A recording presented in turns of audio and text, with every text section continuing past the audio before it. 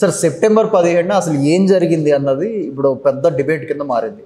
అటు పక్కన బీజేపీ అంటుంది ఏంటనంటే ఒక ముస్లిం రాజు నుంచి హిందూ ప్రజలకి విమోచనం కల్పించామని బీజేపీ అంటుంటే, కాంగ్రెస్ పార్టీ మటుకు ఈ రోజున డెమోక్రసీలోకి తెలంగాణ మొత్తం కలిసింది కాబట్టి ఇది ప్రజాపాలనా దినోత్సవం అని చెప్పనని కాంగ్రెస్ పార్టీ అంటుంది. కమ్యూనిస్టులేమో కమ్యూనిస్ట్ అన్నవాడు కనిపిస్తే చంపేయండి అని చెప్పాలని సర్దార్ పటేల్ పోలీసులకు ఆర్డర్ ఇచ్చాడు. కొన్ని వేల మందిని చెప్పి రక్తం చూశాడు సర్దార్ వల్లభాయ్ పటేల్. కాబట్టి ఇది విమోచనం కాదు, ప్రజాపాలన దినోత్సవం కాదు, ఇది విద్రోహం అని చెప్పనని కమ్యూనిస్టులు అంటున్నారు.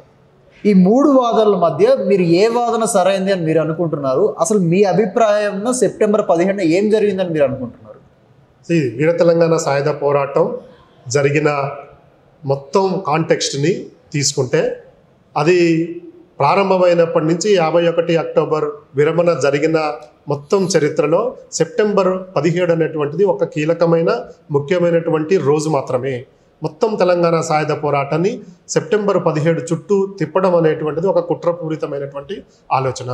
ఇది ఇంతకుముందే చెప్పినట్టుగా భారతదేశానికి 1947 ఆగస్టు 15 స్వాతంత్రం వస్తే తెలంగాణ ప్రాంతంలో స్వతంత్రం రాలేదు.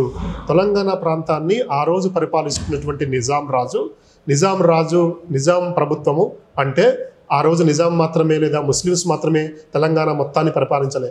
ముస్లిమ్స్ల కింద దేశ్ముఖులుగా, జమీందారులుగా, పటేళ్లుగా, పట్వారీలుగా నేను వాడిన ప్రతి పదం కూడా అది ఒక సంస్థాగతమైనటువంటి నిర్మాణ పదం.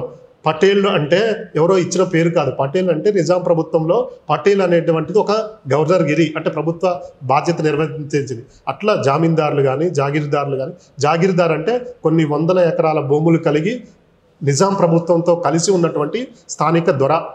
కాబట్టి ఈ నాలుగురే కాకుండా అనేక మంది భూస్వాములు నిజాం ప్రభుత్వంలో ఉండి ఈ ప్రాంతంలో ఉన్నటువంటి ప్రజల మీద అణచివేతకు గురి చేశారు. కాబట్టి సెప్టెంబర్ 17 అనేటువంటిది ఒక మత ప్రాతిపదికన చూడడానికి లేదు.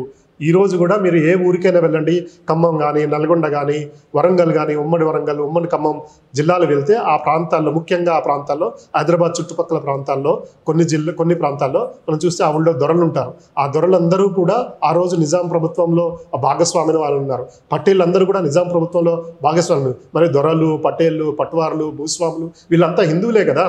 వీళ్ళందరికీ వ్యతిరేకంగా పనిచేసిందంతా కూడా ప్రజలు, వాళ్ళందరూ కూడా హిందువులే. ఈ నిజాం ప్రభుత్వంలో పనిచేసినటువంటి ప్రభుత్వ అధికారులు అందరూ కూడా ప్రజల మీద దాడి చేశారు, ప్రజల మీద అణచివేతకు గురి చేశారు, ప్రజల మీద నిరంకుశత్వాన్ని ప్రదర్శించారు. అంటే ఆ రోజు దొరలుగా ఉన్న హిందువులు, ఆ రోజు అణచివేయబడ్డటువంటి ప్రజలు వాళ్ళు కూడా హిందువులే.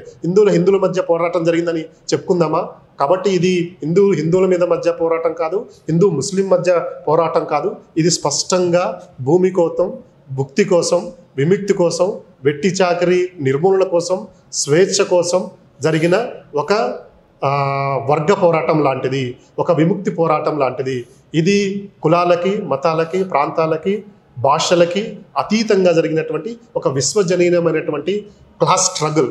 అది అర్థం చేసుకోకపోతే ఈ సెప్టెంబర్ 17 చుట్టూ తిరిగితే మాత్రం మనం గందరగోళంలో పడతాం, వారి ఎజెండాలోకి వెళ్ళడం వల్ల అవుతాం.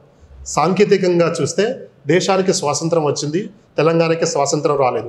దేశ సైన్యం, మిలిటరీ తెలంగాణ నిజాం నవాబ్ ప్రభుత్వం మీద దాడిని కొనసాగిస్తూ ఇన్వేషన్ అంటే ఒక రకంగా చొరబాటును చేస్తూ వీళ్ళని లొంగ తీసుకునేటువంటి ప్రయత్నం జరిగింది. కాబట్టి సాంకేతికంగా ఇది నిజాం సంస్థానం దేశం మొత్తంలో విలీనమైనట్టుగా మనం గుర్తించవచ్చు.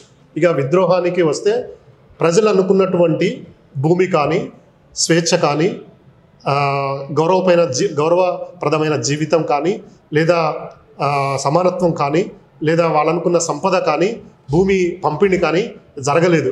కాబట్టి ఆ కరోనాలో చూసినప్పుడు ఇది ఒక రకంగా మోసపోయామేమో తెలంగాణ ప్రాంతంలో ఉన్నటువంటి ప్రజలు అనుకునేటువంటి అవకాశం ఉంది.